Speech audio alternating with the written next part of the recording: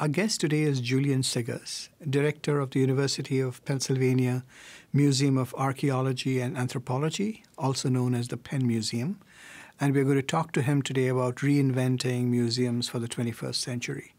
Julian, welcome. Thank you for joining us today in Knowledge at Wharton. It's my great pleasure. So I wonder if we could start with something that I've found quite paradoxical. Museums are institutions that excel at preserving the past. But as a leader, you have to focus on preparing the institution for the future. So how do you, as a leader, how do you manage this balance between the past and the future? Right. What do you think? Well, it's a very interesting question. I mean, as you say, this museum has around 1 million objects, and it contains the whole past human story from, 2 million years ago, from the beginnings of the evolution of our species. But really what we do as a museum is we bring that to life, and we show the museum goer through our exhibitions, through our permanent galleries, and through programming, the relevance of the past to the present. And that's a sort of a lens that we filter everything through.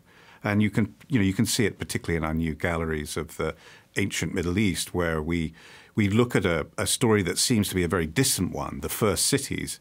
But as you go through this exhibition, you see how, in fact, so much of what we're showing you is relevant to us today as city dwellers. So it's that ability to connect the past to the present is really what we're trying to achieve in so many of the different things that we do.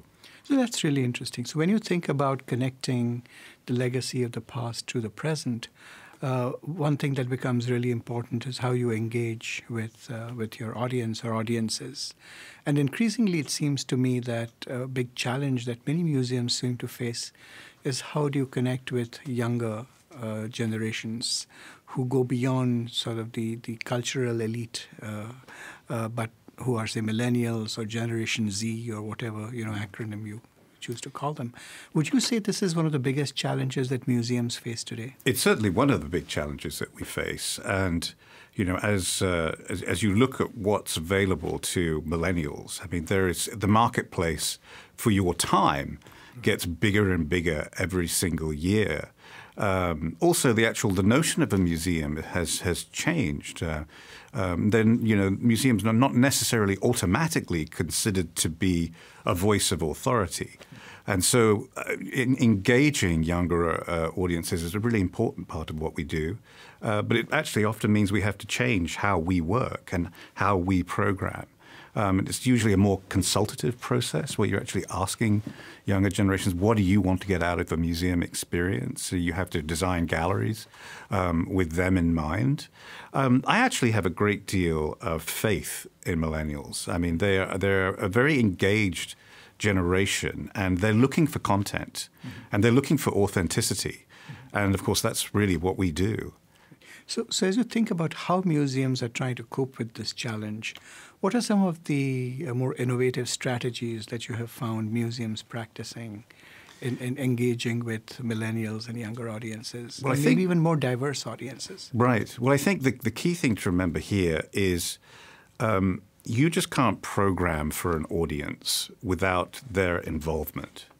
And so I think what museums are doing increasingly is being more aware of the communities that they want to serve. And that means often partnerships with those communities where they become actively part of the programming process themselves. You're essentially asking them what they would like. And we're about to open a series of galleries that highlight our African collection. And we have set up a steering committee of community members to actually get at what are the issues that you would like to explore in a gallery with content like that. And I think I see that with museums all over the world now, that it's no longer here's our content that we've curated for you. It's almost a joint curatorship.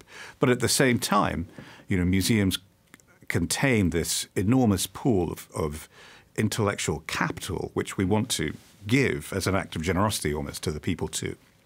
So which are some of the more innovative museums in your experience around the world that have figured out ways to overcome the limitations just of serving people in their immediate region, but using, say, digital strategies to engage more broadly with other audiences? The two that really spring to mind, the Brooklyn Museum has done some amazing work with their digital content.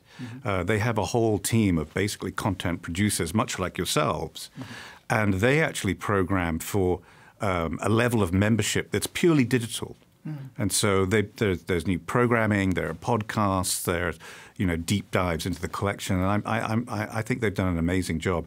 The British Museum did an interesting thing. They wanted to be the classroom to the world. And so they put a great deal of their collection online and put on a range of teaching resources that are really first rate. And that's one of the things that we set out to do about 8 years ago, is we have these million objects. Most of them aren't on display. But now we've digitized around 700,000 of those. And we also put all of our contents, lectures, we film them. And we put them on our YouTube channel. And it's amazing. I mean, so we can have a lecture in one of our lecture halls. It could be on something that's reasonably esoteric, like the early cities of Mesopotamia. And we found that within a year, that lecture has had 30,000 views from all over the world. And we get contacted by people in Australia who are using our content in their classrooms as well as for their own personal edification. So what are some of the lessons you think other museums can learn from some of the strategies you described? Well, Mike Condiff, who's the head of our website, his strategy is more is more. And so the more material that you put up, the better. And it tends to build on itself. And so I think this idea of record everything, have everything available to everyone, everywhere, and also make it free. And that's something that I think a lot of museums are realizing. We used to, charge for images of our collections. We used to actually not let people take photographs in our gallery. But in fact, what you're doing is you're missing this potential advocate to go and post your material on social media, download your images from your website, and use them in ways that you couldn't have even figured out. And it's wonderful marketing and free marketing for museums and getting our message out. So as you think about implementing some of these digital strategies, what would you think are some of the biggest obstacles that museums face in trying to implement digital transformation? It's not easy. And so any thoughts on what are some of the biggest challenges? Well, a couple of thoughts. I mean, putting material online is time-consuming and it's costly, but it really does pay dividends. But it needs a concerted focus from the top down to do it. The bigger challenge is actually the digital realm in galleries. And to get back to your earlier point about how do younger generations learn? So much of how they learn now is through a digital interface, and so they expect that to be in the galleries. But the thing about digital technology is it dates very quickly, and it's very expensive. And so you're always trying to find that careful balance with having technology that allows visitors to drill down into the information that they have, but that won't become obsolete. I mean, we can never compete with the video game world. So that's that balance we have to tread. And also, you don't want the digital technology to take away from the integrity of the object that's right in front of you. You don't want it to overwhelm it. Right.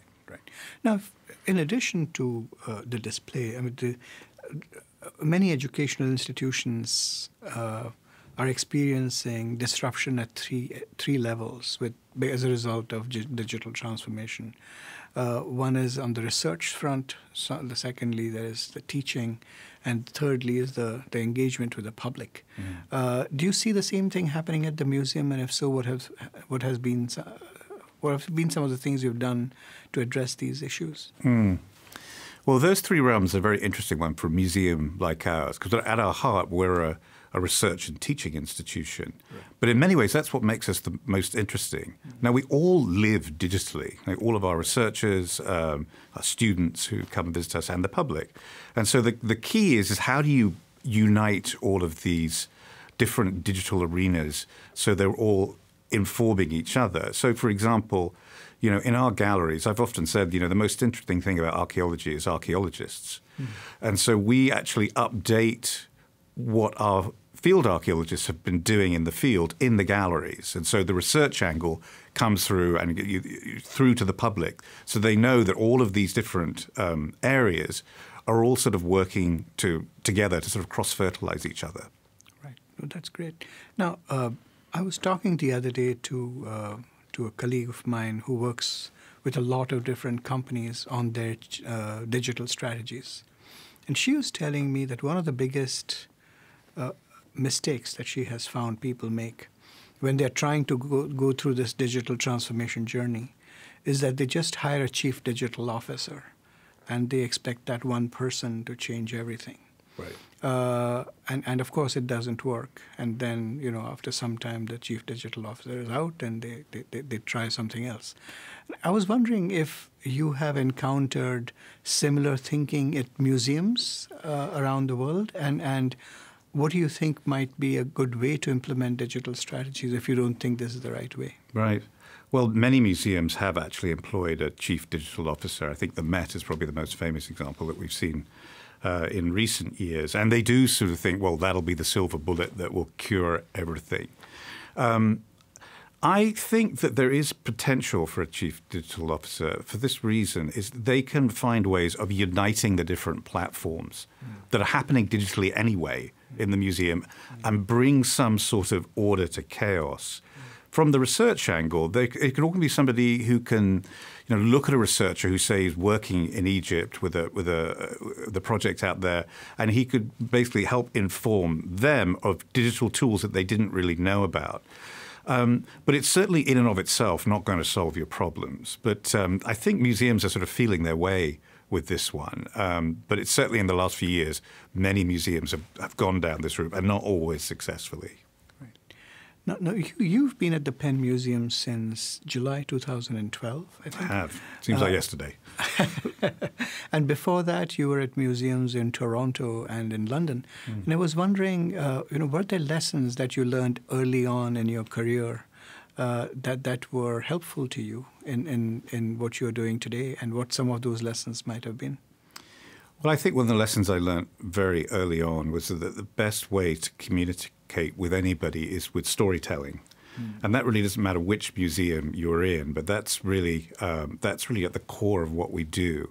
You're trying to transform somebody's understanding of themselves by stories of the past or whatever your discipline was. I've always known that, in fact, nothing is more powerful than actually meeting the people who are doing the research, and finding ways to get them out in front is paramount. Everybody responds to a person, and that is always a challenge for a museum because we're often galleries with nobody in them. There's one thing I've really learned from being at the Penn Museum, though, which I didn't know. I mean, the other museums I've worked at have been very large, fairly hierarchical, mostly government funded. So Penn is a university environment, and so you have to have a much more consultative approach to leadership, which is, of course, the academy's way. And, initially I thought, well, that'll probably slow things down a bit. But in fact, I think it makes things a lot more effective. And it's a part of my own leadership thing that I really, it was great to discover it. And I think it leads to more substantive change.